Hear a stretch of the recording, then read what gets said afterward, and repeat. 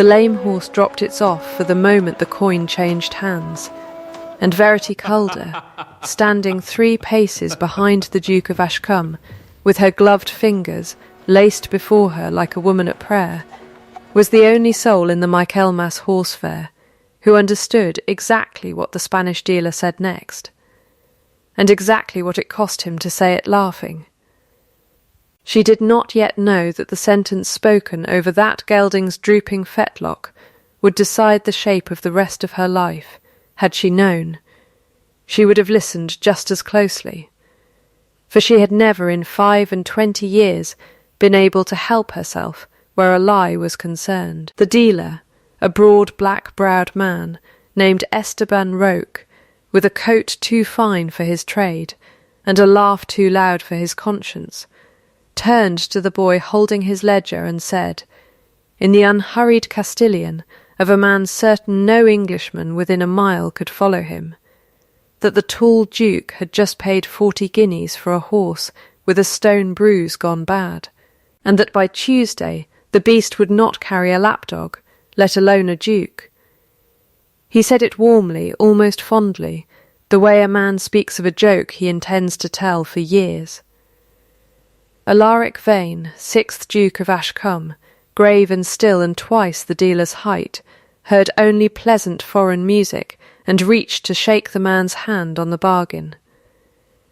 It was Verity who laughed. She laughed the dealer's own laugh back to him, low and easy, and answered him in his own tongue that a bruise did not swell a fetlock to twice its fellow's girth, and that he had better hope the Duke's bride knew less of horses than she did of Spanish, because as matters stood, she knew a great deal of both. The wedding itself stood 6 weeks off, fixed for Michaelmas by the terms of a dead man's will that would not bend for grief or courtship or anyone's convenience, and every soul in the market who watched Roque's colour go the grey of his own gelding understood, in that instant, that the girl in the plain brown pelisse was not merely present at this betrothal. She was armed for it. The crowd did what crowds do, which was to go still and then to murmur, a single loose organism deciding all at once which way to lean. Roque recovered first, spreading his hands, protesting in broken English that the lady had misheard, that no man of business would cheat a duke in his own market square, and all the while his thumb moved over his own palm, as if counting coin that was no longer there. Alaric turned to look at Verity properly for perhaps the first time since the betrothal had been settled between solicitors, who had never once asked either of them what they wanted. "You understand Spanish?" he said, which was not a question, though it sounded surprised enough to be one. "My mother was born in Cadiz," Verity said. "My father was 10 years buying horses for the cavalry and country, where English got a man nothing but blank looks and higher prices. I had it before I had my letters." She did not add that her father was 3 years dead, or that the 10 guineas in her reticule that morning were the last of what remained of his estate, or that she had come to the fair not as an ornament on the Duke's arm, but because she had heard, from a groom, that his stables wanted eyes that could tell a good horse from a lamed one, and she had thought, not without a certain grim humour, that she might as well begin being useful to the house that was about to own her name. Alaric turned back to Roque with the particular quiet of a man deciding something. He did not raise his voice. He had never needed to. "Return my 40 guineas, he said, "or I will have the magistrate here before you have finished counting it wrong twice." Roque returned it, all 40, plus 5 for his trouble, which was Verity's addition and not the Duke's, delivered with a small courteous bow in Spanish that made the dealer's ears go red to the tips.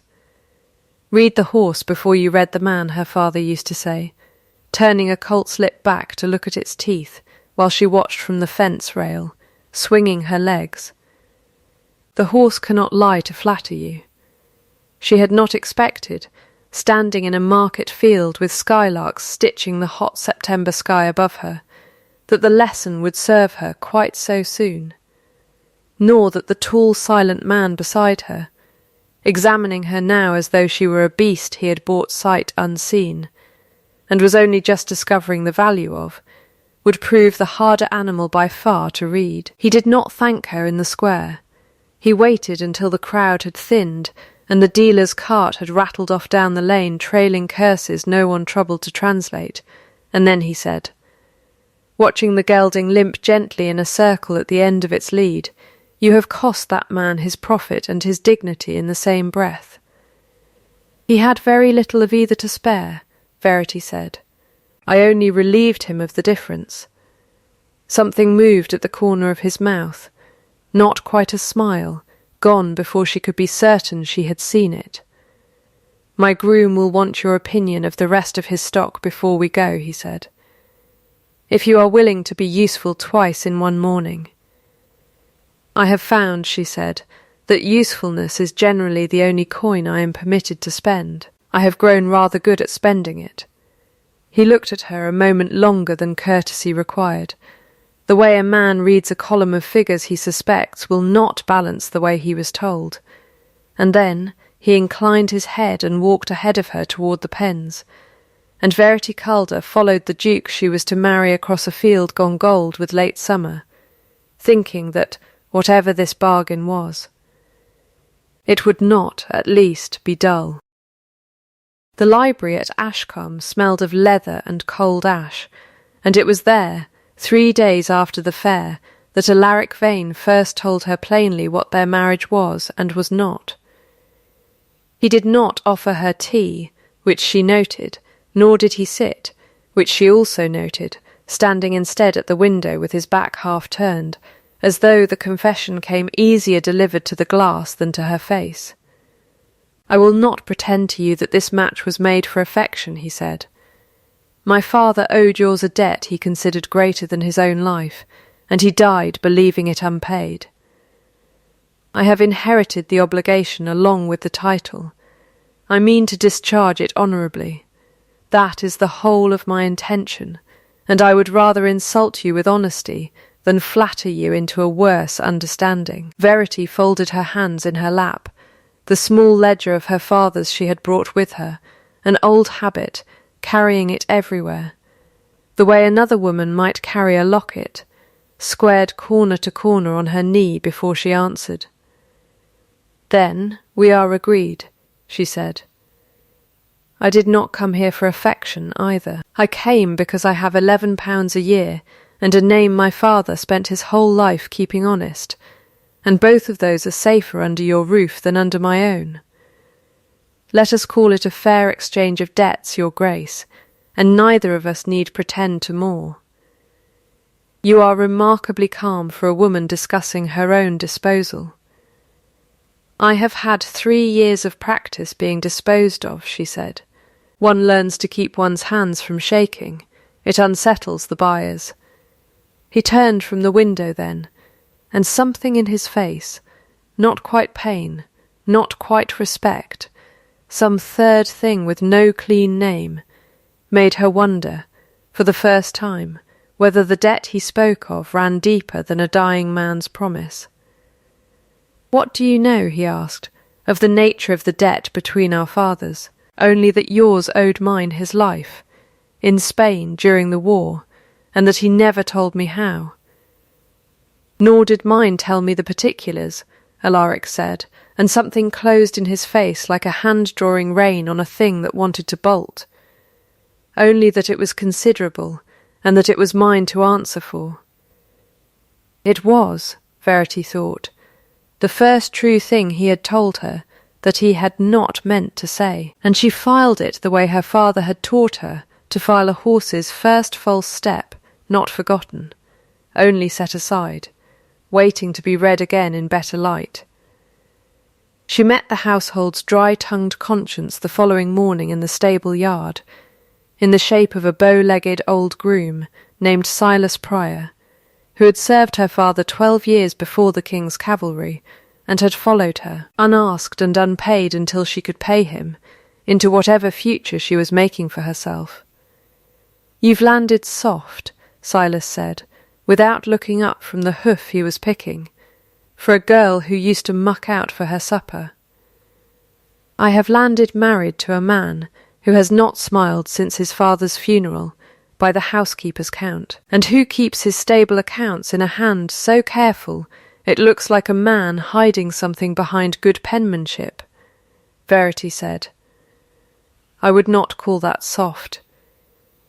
Silas straightened, considered her the way he considered a horse he was not yet sure of, and said, "Your father always did say you read a ledger, the way other girls read novels. For the scandal in it, he also said the horse cannot lie," Verity said. "I begin to think the accounts cannot either, if a body only troubles to look." Silas spat neatly into the straw, which was, from him, a kind of blessing, and said nothing more, but he did not go back to his work at once, and Verity understood that she had, in one short exchange, acquired the first ally of whatever campaign lay ahead of her, though she did not yet know its shape, nor how soon she would need him. The steward of Ashcombe was a neat, grey, softly spoken man named Josiah Fenwick, and he found Verity in the estate office a fortnight later, bent over a ledger that was not, strictly, hers to be bent over. He did not raise his voice either. She was beginning to notice that the men of this house never did, and that the quiet ones were always the ones to watch. "Her Grace-to-be has an interest in accounts," he said, smoothing the signet ring on his smallest finger with his thumb, a small habitual motion, over and over, the way another man might worry a rosary. "It is a rare taste in a lady, if I may say so, and rarer still admired."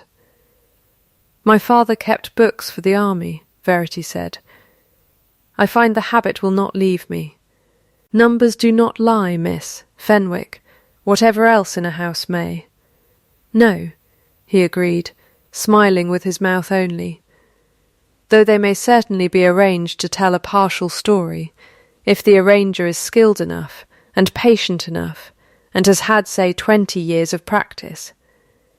He said it lightly, as a pleasantry, and took the ledger gently from beneath her hands to return it to its shelf, and told her, still smiling, that a new bride ought to spend her mornings on pleasanter business than a dead man's arithmetic, and that he would be glad to answer any question she had of the estate at any hour, so that she need never trouble herself with the books directly. It was, Verity thought afterward, the softest threat she had ever been handed, wrapped so prettily she had nearly thanked him for it. And it was only that evening, turning the entries over in memory the way she might turn a coin to check its milling, that she recalled one line she had read before he took the book away. A payment, modest and regular, made quarterly for 3 years running, to a name she now knew. E. Roke for services rendered to the stables.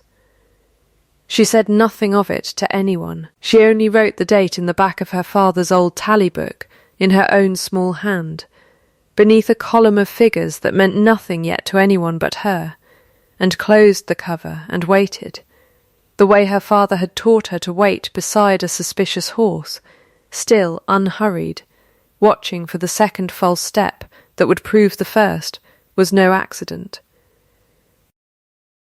The lame gelding, it turned out, was not sold on, but kept, at Verity's asking, in the loose box nearest the tack-room, and it was there, over the slow weeks of its mending, that she and Alaric Vane came nearest to being simply a man and a woman, rather than a duke and his obligation. She had asked leave to physic the horse herself, poulticing the hoof each morning with a foul black paste her father had sworn by, and Alaric had taken to appearing at the stable door at that hour, with no better excuse than that he could not sleep, until neither of them troubled any longer to invent excuses at all. "You have ruined my boots," he told her one grey morning, examining a smear of poultice on the toe of one twice this week. Then stand further back, your grace, and stop hovering as though you expect the animal to bolt at any moment. I expect nothing of the sort. I am merely making certain you do not lame yourself in the process of unlaming him." "A remarkable economy of concern," Verity said, "given that a month ago you told me plainly this marriage was a debt and not an affection. A man may audit his own accounts and still find the sum has changed since he last cast it up," Alaric said. And it was so unlike him, so nearly playful, that Verity looked up from the hoof in her lap in genuine surprise and found him almost smiling, properly smiling, for what she would learn afterward from a delighted Silas was the first time since old Duke Roland's funeral 18 months gone. She marked it the way she marked everything that mattered, quietly, and did not tell him she had noticed, though she suspected from the sudden gruffness with which he changed the subject, that he knew exactly what he had given away. It was in that same slow week that he told her the one piece of the old debt he was permitted to tell. "There is a thing I cannot yet lay before you," he said, watching her work rather than her face, which she had already learned was his way of saying difficult things. "Concerning my father, and yours, and Spain. My father's man of business kept certain papers from me even after the funeral, said I was not yet ready for them, and I have not yet found where they are hidden, nor whether I wish to. When I know the whole of it, you will have it entire. I promise you that much, if nothing else." "I have grown accustomed to partial accounts," Verity said, keeping her voice light, though something in her chest had gone very still and very attentive. "I find I do not much like them, from you." "No," he said, "nor do I like giving them. It is the only kind I have to offer at present." She did not press him. She only set the lame horse's hoof down gently, and stood, and said that a debt promised in full was worth more than one paid in false coin today.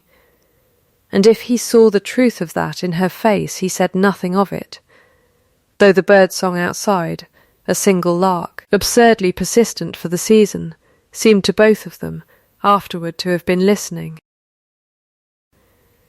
The blow, when it came from Fenwick's own soft hand, delivered not to Verity but to Alaric, in the estate office, on an evening when she was not present to defend herself, and did not learn of it until the damage had already set like plaster.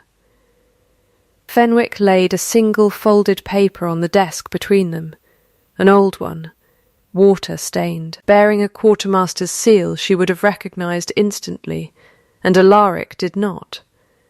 "I found this among your late father's effects, your grace, quite by accident, while settling the old accounts," Fenwick said, and his thumb moved over his signet ring. Once, twice, a small nervous punctuation his careful voice never allowed itself. "I confess I did not know what to do with it. It concerns Captain Calder. It appears, forgive me, I take no pleasure in this, it appears that in the year 1809 Captain Calder was paid, and paid handsomely, to certify sound a consignment of cavalry horses that were, by 3 separate veterinary reports, unfit for service. 20 men were unhorsed at Talavera, on beasts your bride's father swore were fit to carry them into cannon fire."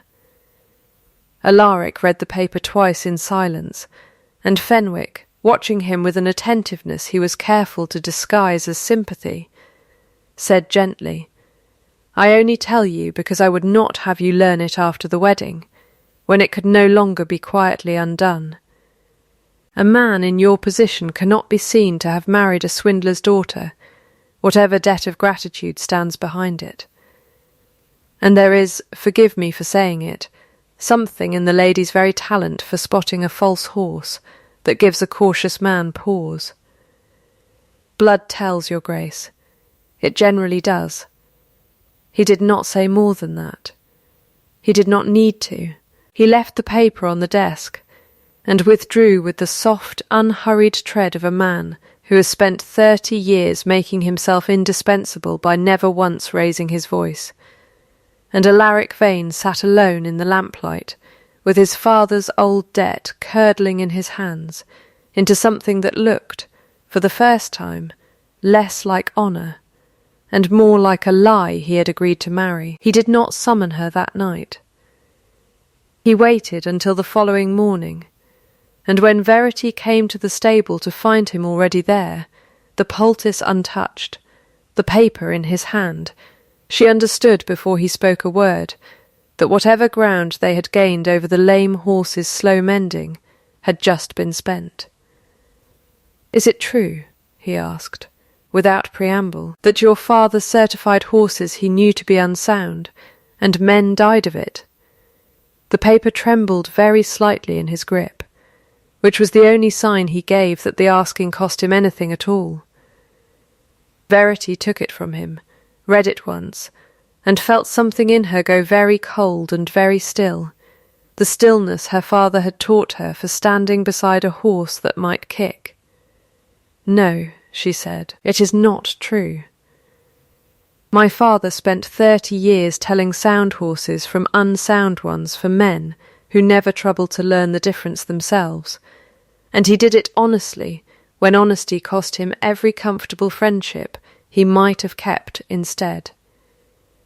I do not know who wrote that paper, or who set it in your father's effects for Mr. Fenwick to discover so conveniently, but I know my father, and I will not stand in a stable yard and be asked to disprove a stranger's ink with nothing but my own certainty. It bears his commanding officer's seal." "Then find the commanding officer," Verity said, "and ask him yourself, rather than asking me to weep and confess to a crime I was not alive to witness. I laughed a dealer's fraud back into his own face 6 weeks ago in front of half this county, your grace, and you thought it a fine thing then. Ask yourself honestly why the same eye that caught Roke's lie is now, conveniently, evidence against my father's honesty rather than for it." He had no answer for that, not then, and the silence between them was worse than any accusation could have been, because it was the silence of a man who wanted very badly to believe her, and did not yet trust himself to. That same afternoon, Fenwick came to her with an offer dressed as kindness. He found her in the small parlour she had claimed as her own, and he sat, uninvited, in the chair across from her, and folded his soft grey hands, and said that he had taken the liberty, given the distressing turn of events, of speaking to the family solicitor about a settlement, a modest annuity, enough to keep her in quiet comfort somewhere the gossip would not follow, if she would consent to release his grace from the engagement before the scandal broke more widely and cost them both more than either could afford. "No one need know the particulars," he said. "You would simply have thought better of a match beneath your true inclinations. It is, I promise you, the kinder ending for everyone, and considerably kinder than the alternative, should the papers prove out, as I fear they will." Verity looked at him for a long moment, at the careful grey stillness of him, and thought of her father turning a colt's lip back to check its teeth, patient, unhurried, refusing ever to be rushed into a verdict by another man's impatience. "You are offering me money to disappear quietly," she said, "before anyone can ask the one question that would ruin whoever forged that paper. I am offering you dignity, madame, which is worth a great deal more than money to a woman in your position." "My position," Verity said, "is that I have £11 a year, a dead father whose good name is the only inheritance I was ever given, and a debt of my own now, to find out precisely who decided that name was worth spending to protect someone else's. I will not sell it to you for comfort, Mr. Fenwick, however kindly you dress the price."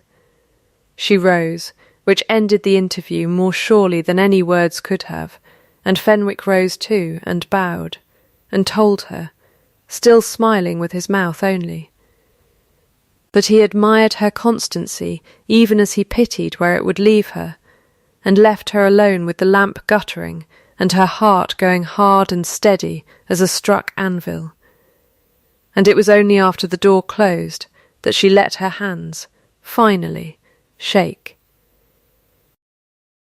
The wedding stood 11 days off when Alaric told her, in the library, standing once more at the window with his back half to her, that the trustees had asked him to delay the marriage pending inquiry into her father's record, and that he had, God forgive him, he said, in a voice she had never heard him use, agreed that some delay was only prudent. Prudent, Verity repeated. Is that the word you have settled on, your grace, for setting me aside a fortnight before Michaelmas, with half the county already murmuring my father's name alongside the word swindler? I have not set you aside.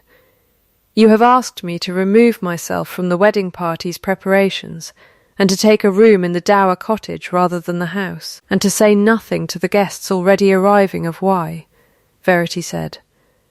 Call it prudence if it comforts you. I call it exactly what it is.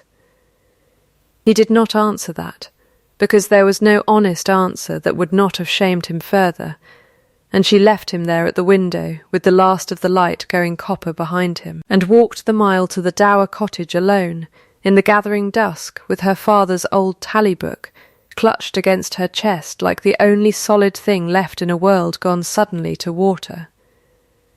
It was there, that same night, unpacking the single trunk she had been permitted to bring, that her fingers found what 13 years of careless handling had never found before, a seam in the ledger's leather spine gone slightly proud of the rest, the stitching not quite matching the binder's other work.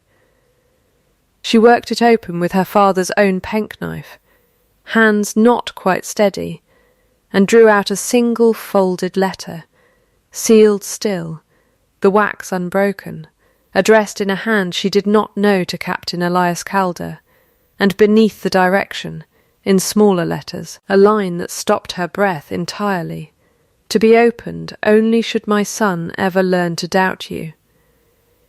She sat a long while with the unopened letter in her lap and the candle burning low, and the question that kept her from breaking the seal at once was not whether she had the right, but whether she was prepared, whatever the truth proved to be, to carry it alone into the reckoning that was surely coming, with no one yet at her side to carry it with her. She broke the seal before dawn, because her father had taught her that a coward reads the account and still refuses to add up the total, and she would not be that.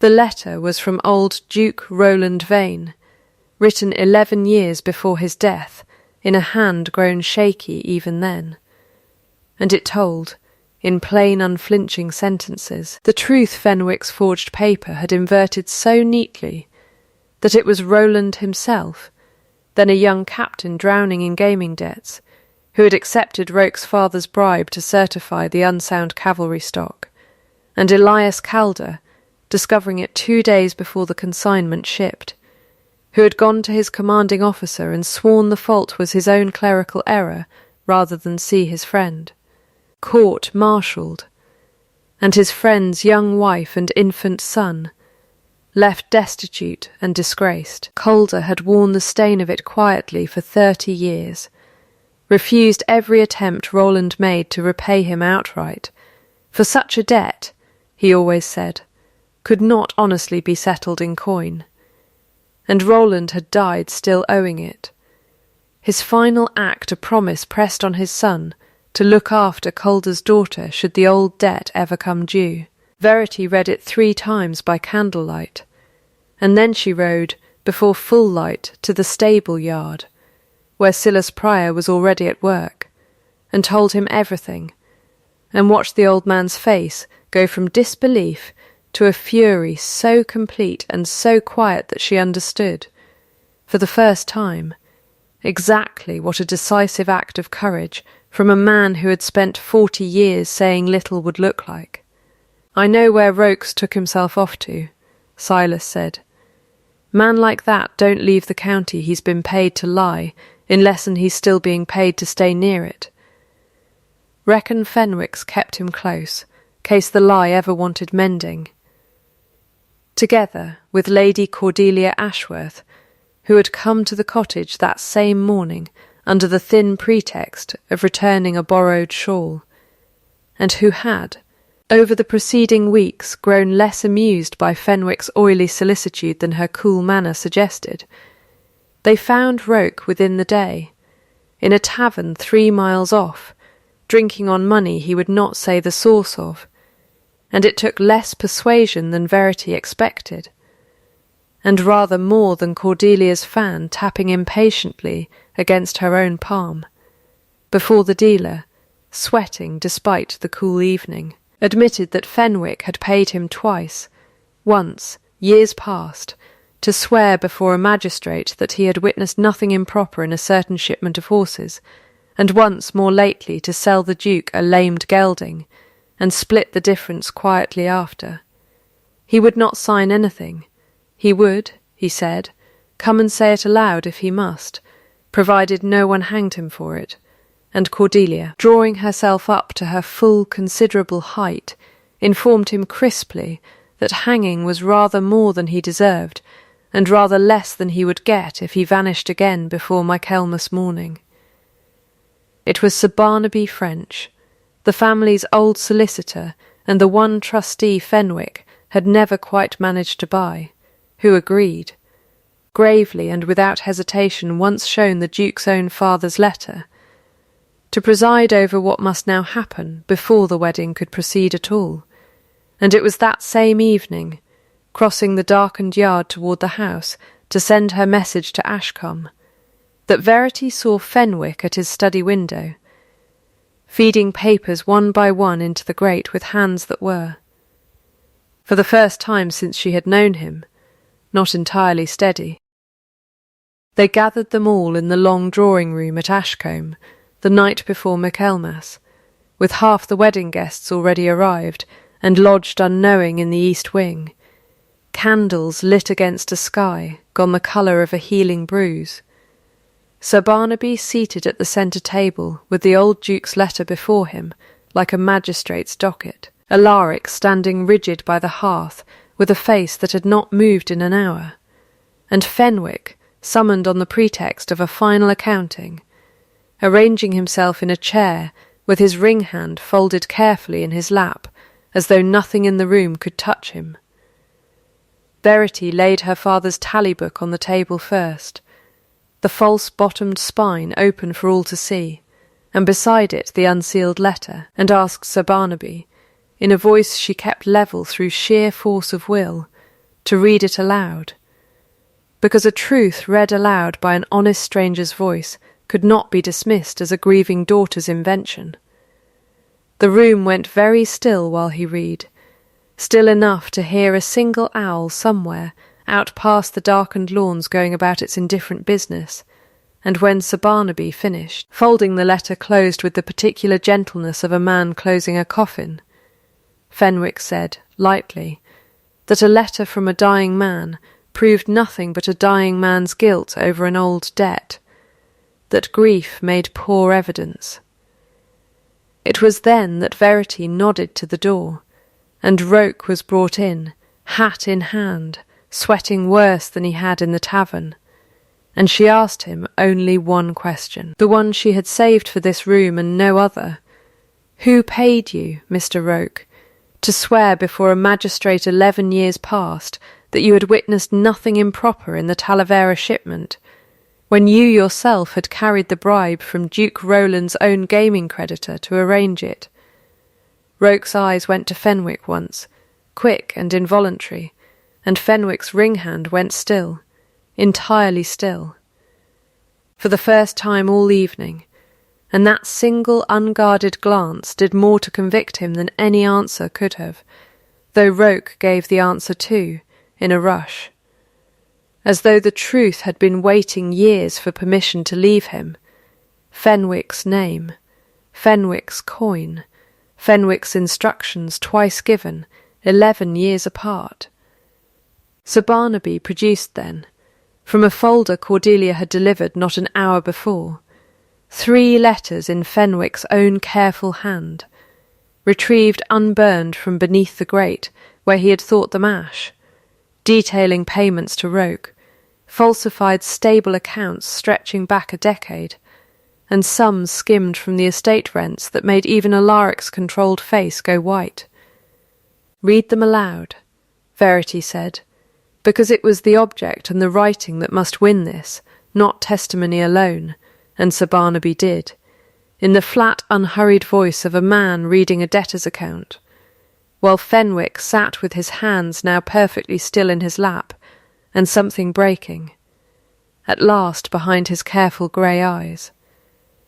When the last letter was read, he did not deny it. He said, instead, into the silence that followed, that his daughter had died of a fever 11 years ago, that a competent physician might have cured for the price of 40 guineas, and that he had gone to old Duke Roland, whom he had served faithfully for 18 years, to ask for an advance against his own wages, and Roland, drowning already in the debt his own fraud and Calder's silence had cost him, had refused. "Grief has an arithmetic of its own, your Grace," Fenwick said, and for the first time his soft voice cracked entirely. "It does not balance. It only compounds." No one in the room spoke for a long moment. It was Alaric who broke the silence, crossing finally from the hearth to stand over the man who had nearly destroyed his marriage, and had certainly ruined his father's peace. And he did not raise his voice, because he had never needed to. "You will leave Ashcombe before morning," he said, "with a settlement sufficient to see you comfortable and silent, and a ship arranged for the colonies within the fortnight. I will not have you prosecuted, and I will not have you named, not for your sake, Fenwick, but because my father's fraud and your daughter's death are both debts this family owes, and cannot now repay in the currency of your ruin. Mercy is the only coin I have left to spend that does not further stain a name I mean my wife to carry with pride, not pity." Fenwick wept then, briefly and without disguise, an old man's tears, and Verity found she could not hate him, only pity him, the way one pities a ledger kept faithfully for 30 years, and ruined at last by a single unforgivable subtraction. He was gone before the church bells rang for Michaelmas morning, and the wedding that followed was so quiet, by contrast with the reckoning that had preceded it, that half the arriving guests remarked afterward they had scarcely realized the ceremony had happened until the ring was already on her hand. It was in the garden that evening, with the last of the wedding guests gone in to supper, and a single lark, absurdly, still singing past its season in the hedge above them, that Alaric found her and said the thing he had apparently been saving since the drawing-room the night before. "I told you once," he said, "that I asked nothing of you but honesty, because it was the one coin this house had always lacked. I find I was wrong. I ask nothing of you now but yourself, Verity, freely given, and not owed to any debt of mine, or my father's, or your father's either. It is the one coin I never thought honestly to receive, and I would not have it unless you meant to give it." "You are asking me to marry you," Verity said, "several hours after I already have." "I am asking you to marry me," he said, for the first time, now that neither of us owes the other anything at all. She laughed, the same easy laugh she had turned on Roke across a hot September field, and told him that she accepted, on the condition that he never again mistake her competence for a crime, and he said that he thought he could manage that, now that he had finally learnt to read the whole ledger, and not merely the column that frightened him. Silas Pryor wept openly at the small breakfast that followed, and denied it fiercely to anyone who mentioned it, which was, everyone agreed, entirely in character. Lady Cordelia, who had come to the wedding expecting to feel nothing but cool relief at her own narrow escape from a house so troubled, found instead that she had made a friend, and left that autumn for a quiet, dignified life in Bath that suited her rather better than Ashcombe ever would have. Sir Barnaby continued as trustee, and grew, in his old age, fonder of Verity's company than of anyone's at his own club. Roke sailed for Lisbon with enough coin to start honestly, and not quite enough temperament to manage it, though that, Silas said, was a debt he owed only himself now. Fenwick lived out his exile, in modest comfort in a small town in Upper Canada, and wrote once a year, at Michaelmas, a short letter to Ashcombe that Alaric always read and never answered, though he kept every one. The fair came round again the following late summer, as it always did in the last full week before the season turned, and Verity Calder, who was Verity Vane now and had grown, in a year entirely accustomed to the sound of it, stood once more at the edge of the horse-pens, with her husband beside her and a small son asleep against her shoulder, watching a new dealer walk a grey mare in a circle for the crowd's approval. The dealer praised the mare's wind and her manners in careless, unguarded Spanish to his boy, certain, as dealers always seemed to be, that no fine English lady could follow him, and Verity, feeling Alaric's hand find hers, without either of them quite deciding to reach for the other, leaned close to his ear and translated the man's boast, word for word, laughing softly at the shape of it. "Read the horse before you read the man," she murmured. "My father used to say it. I begin to think he meant it for husbands too." "Then I am glad," Alaric said, low enough for no one but her, "that you took your time reading me." Overhead a lark went up singing into the gold September light, the same lark, Verity liked to think, though of course it could not have been, and the crowd around them went on with its bargaining and its laughter, entirely unaware that the tall Duke and his sharp-eyed Duchess, watching a stranger's small fraud unfold with matching, private smiles, had once stood exactly where the crowd now stood, and had needed, between them, only one honest laugh to begin. If this story warmed you, if some part of you has ever stood quietly at the edge of a room, undervalued and unafraid, waiting only to be properly read, then pull your chair a little nearer the fire, because there is always room here for one more. I would love to know, in the comments, which line stayed with you longest, the laugh across the fair, or the letter with the seal still whole. Stay a while if you can. Keep a place by this hearth by subscribing, so you never miss the next one. Until then, sleep well and be gentle with the ones who read you truly, even before you gave them leave.